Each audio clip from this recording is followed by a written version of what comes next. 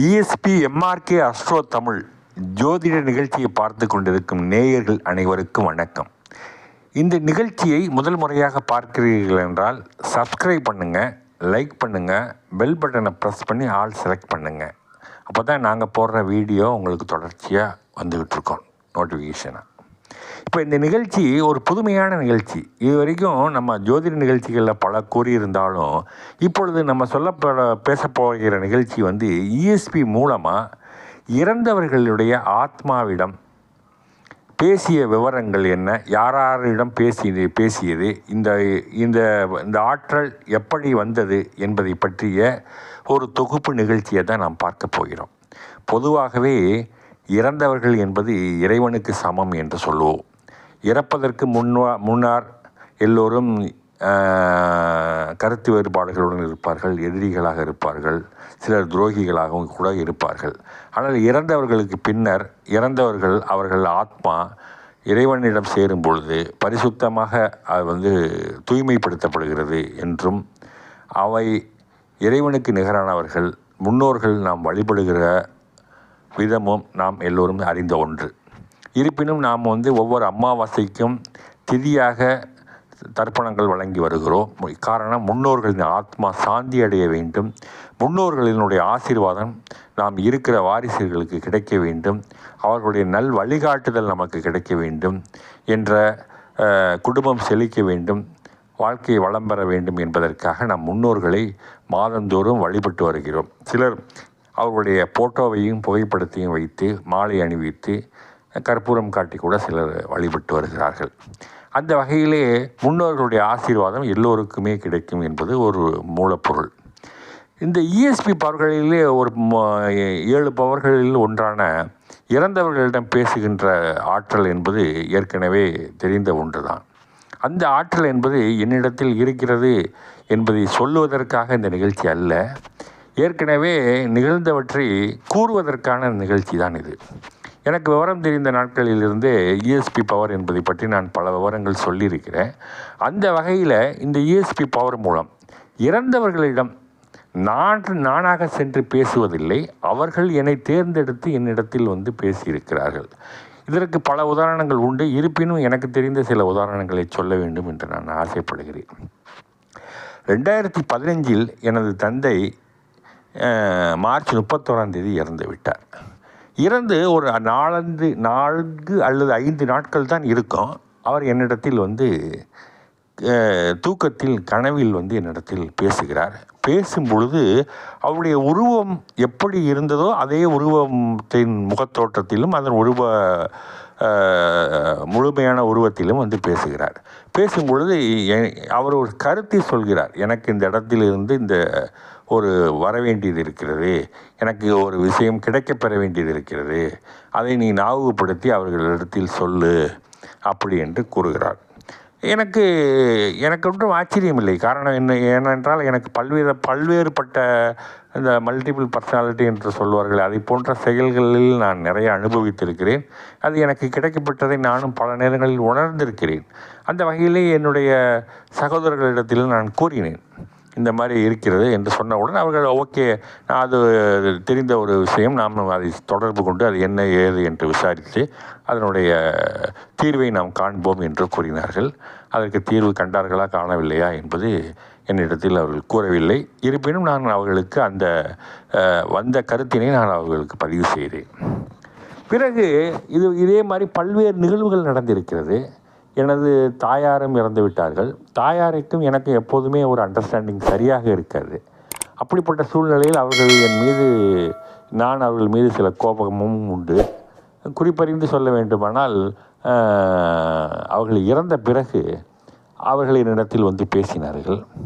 பேசும்போது, நீ என்னை கோபமாக நினைத்து கொண்டிருக்கிறாய், நீ கோபப்படாதே, அதற்கு காரணம் உன்னிடத்தில் உன்னை பற்றி சில தவறாக சொல்லி உன் மீது இருக்கிற பாசத்தை உன்னுடைய சகோதர சகோதரிகள் செய்து விட்டார்கள். அதற்காக நான் வருந்துகிறேன், வருத்தம் தெரிவிக்கிறேன், மன்னிப்பு கேட்கிறேன்.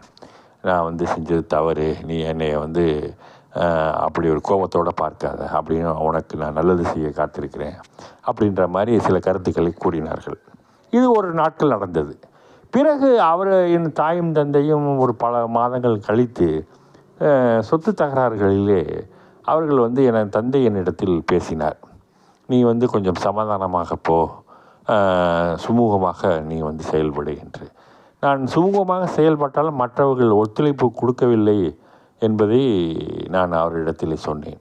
நீ பொறுமையாக போ, பிறகு நடப்பதை பார்ப்போம் அப்படி என்று கூறினார். அதுக்கு சில காலங்கள் கழிந்தது. பிறகு இந்த மாதிரி ஏதேனும் சிக்கல்கள் ஏற்பட்டால் அது இந்த நிலைமையை நோக்கி போகும் என்பதை நான் உனக்கு அறிவுறுத்துகிறேன் என்று என்னிடத்தில் சில விதமான சொத்து பற்றிய விவரங்களையும் என்னிடத்தில் கூறினார். என் தாயும் இதே போன்று இந்த மாதிரி இருக்கிறது, நீ பொறுமையாக போகும், இல்லை என்றால் இது இந்த மாதிரி நிலைமைக்கு தள்ளப்படும், சொத்திலே வேறு வில்லங்கங்கள் ஏற்பட்டு அது வம்பு வழக்கு என்று சென்றால் யாருக்கும் பிரயோஜனப்படாது என்ற வகையிலே என் தந்தையும் கூறினார், தாயும் கூறினார். அதனால் இன்று வரை நான் வழக்குக்கு செல்லாமலே பொறுமையாக சுமூகமாக கையாண்டு கொண்டிருக்கிறேன் அவர்கள் கூறிய வார்த்தைக்காக. இதே போன்று வித்வான் லக்ஷ்மணன் என்கின்றவர் நீங்கள் கேள்விப்பட்டிருப்பீர்கள். ஜோதிடத்தில் மிகவும் புலமை பெற்றவர், எம்ஜிஆரின் நண்பர். அவர் என்னிடத்தில் ஒரு தடவை எனக்கும் அவருக்கும் பழக்கம் உண்டு, பல வருடங்கள். அந்த முறையில் என்னிடத்தில் 2-3 முறை பேசினார். பேசும்போது சில கருத்துக்களை என்னிடத்தில் கூறினார். அது மிகுந்த ஆச்சரியத்தை அளித்தது. என்னவென்றால், நான் யாருடனும் இறந்த ஆத்மாவுடன் பேசுகின்ற என்று நான் முயற்சித்ததில்லை, அவர்களுக்கு பேச வேண்டும் என்று நான் நினைப்பதும் இல்லை. ஆனால் அவர்கள் பேசுவார்கள். அதுக்கு ஒரு காரணம் என்னவென்றால், நான் மாதந்தோறும் கொடுக்கின்ற அந்த தர்ப்பணத்திலே அவர்களுடைய தெரிந்தவர்கள், நண்பர்கள், உறவினர்கள் மற்றவர்களுக்கும் சேர்த்து கொடுப்பது வழக்கம். அப்படி கொடுக்கின்ற வகையில் அவர் என்னிடத்தில் பேசினார், என் நலம் விசாரித்தார்.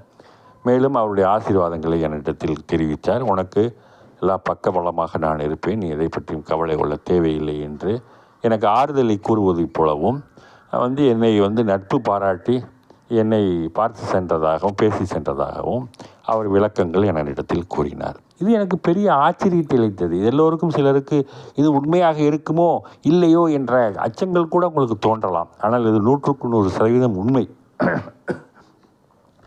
அதே போன்று எங்கள் ஊரினுடைய ஊராட்சி மன்ற தலைவர் திரு ராமச்சந்திரன் அவர்கள் இறந்து விட்டார். அவரே என்னிடத்தில், அவருடைய இறப்பிற்கு கூட நான் செல்லவில்லை, இருப்பினும் அவர் அவருடைய ஆத்மா சாந்தி அடைய வேண்டும் என்று தர்ப்பணம் செய்திருந்த போது அவர் என்னிடத்தில் பேசினார். பேசும்போது சில விவரங்களை என்னிடத்தில் தெரிவித்தார், என்னை பற்றி விசாரித்தார். மேலும் ஊரின் நிலவரங்கள் மற்றவர்களின் நிலவரங்களையும் விசாரித்து தெரிந்து கொண்டார். இது ஒரு உரையாடல் காட்சி போலவும், சினிமா படத்தில் வரக்கூடிய காட்சிகள் எப்படி அவர் வாழ்ந்தாரோ அதே தோற்றத்தில், அதே சட்டை ட்ரெஸ் முதற்கொண்டு மாறாமல் அப்படியே இருந்தது. பலருக்கும் அது ஆச்சரியப்படத்தக்க வகையில் இருந்தாலும் இதுதான் உண்மை. எங்கள் அப்பா இறந்த பிறகு அவர் இருக்கும் இடத்தை நான் பார்த்தேன்.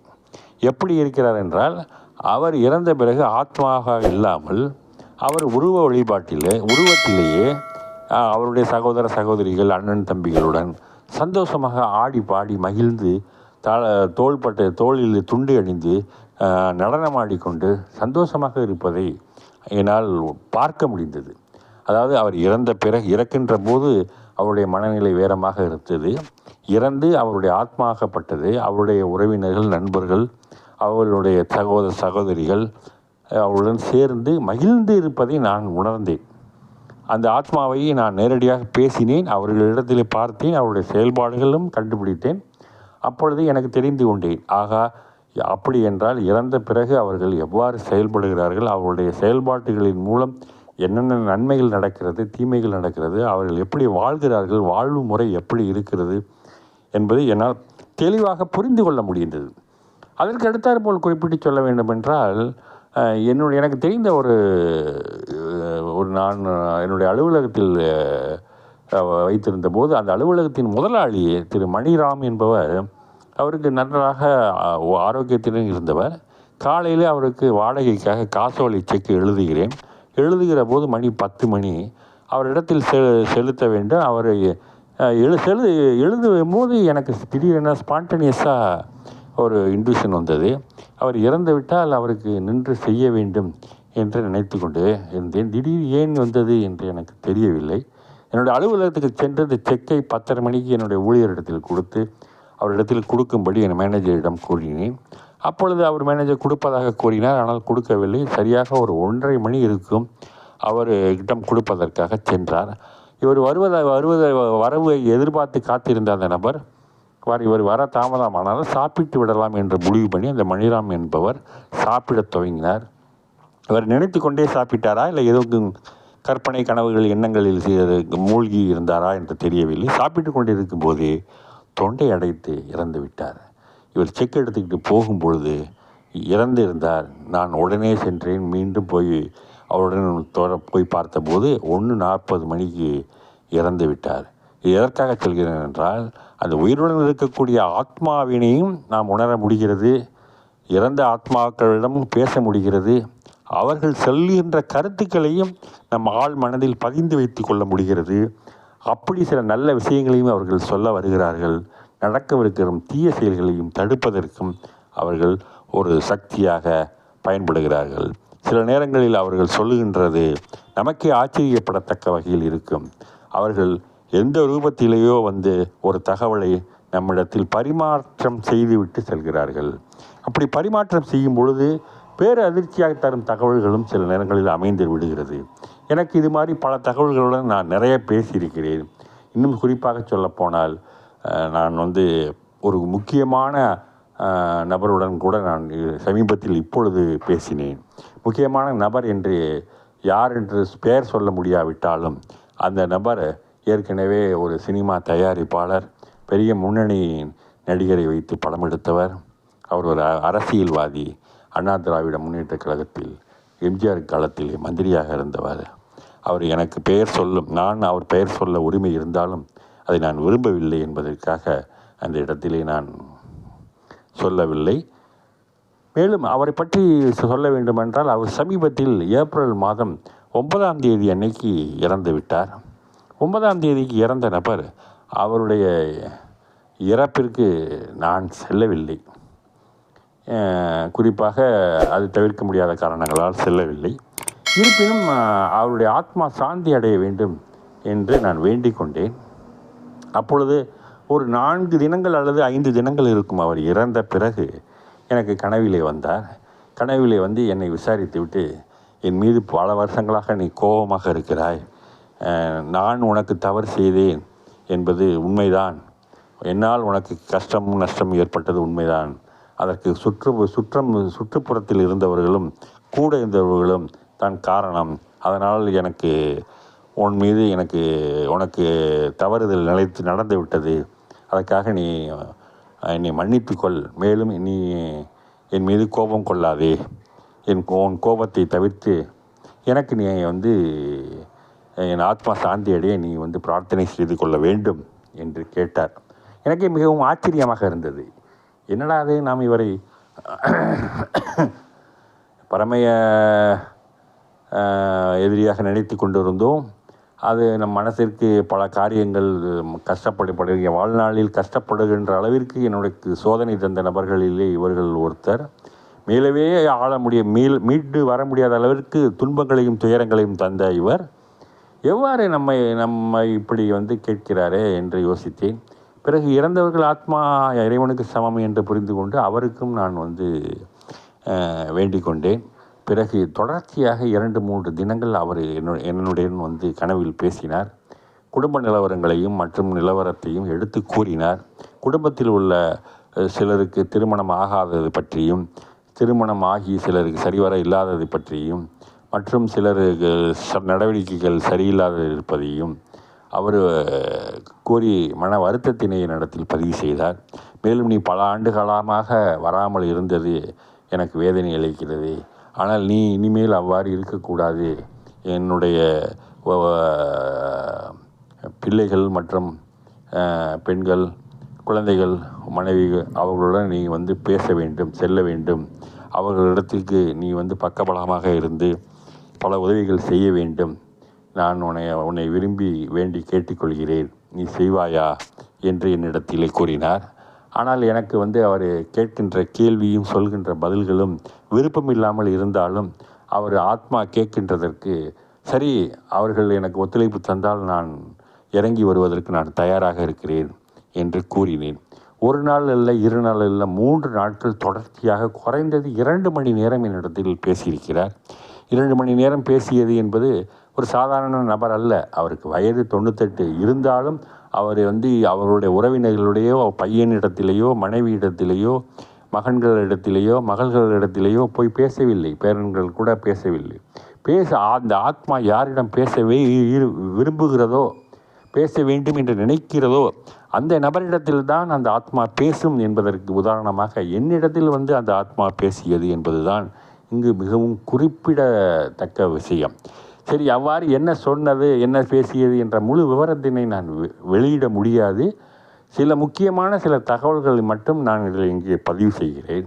பொதுவாகவே ஆத்மாவுடன் பேசும் ஆற்றல் என்பது எனக்கு இஎஸ்பி பவர் மூலம் பிறப்பிலிருந்தே கிடைக்கப்பெற்ற ஒன்று. நான் புதிதாக இதை வளர்த்து கொள்ளவில்லை. நான் பேசாமல் இருந்தாலும் கூட என்னை நாடி பேசுவார்கள். என்னிடத்தில் பேச வேண்டும் என்பவர்கள் என்னை தேடி என்னிடத்தில் பதிவு செய்வார்கள். அதை நான் மற்றவர்களிடத்தில் சொல்கிறேனா, சம்பந்தப்பட்ட நபர்களுக்கு கருத்தை சென்று சேர்க்கிறேனா என்பதற்காகவே என்னிடத்தில் அவர்கள் சொல்லலாம். இல்லை, மேலும் என்னிடத்தில் அவர்களுக்கும் உள்ள ஏதேனும் கருத்து வேறுபாடுகளோ அல்லது ஏதேனும் ஒரு நட்போ, பெரும்பாலும் அதிகம் பாசம் உடையவர்கள் மட்டுமே தான், அந்த ஆத்மா மட்டுமே தான் பேச முடியும். மற்றவர்கள் எல்லோரிடத்திலும் பேச முடியாது. எல்லோரும் அந்த ஆத்மாவிடம் பேச முடியாது. குறிப்பாக தாயோ தந்தையோ இறந்து விட்டார்கள் என்றால் அந்த தாய் தந்தை யாருக்கு ஆத்மா சக்தி, பேசக்கூடிய சக்தி இருக்கோ அவர்களிடத்தில் மட்டும்தான் பேசும். பெரும்பாலும் எல்லோரிடத்திலும் பேசுவதற்கு வாய்ப்பில்லை. அந்த ஆத்மாவிடம் நாம் பேசும்பொழுது அந்த ஆத்மா நார்மலாக மனிதனுடைய செயல்பாட்டு எண்ணங்கள் இருக்காது.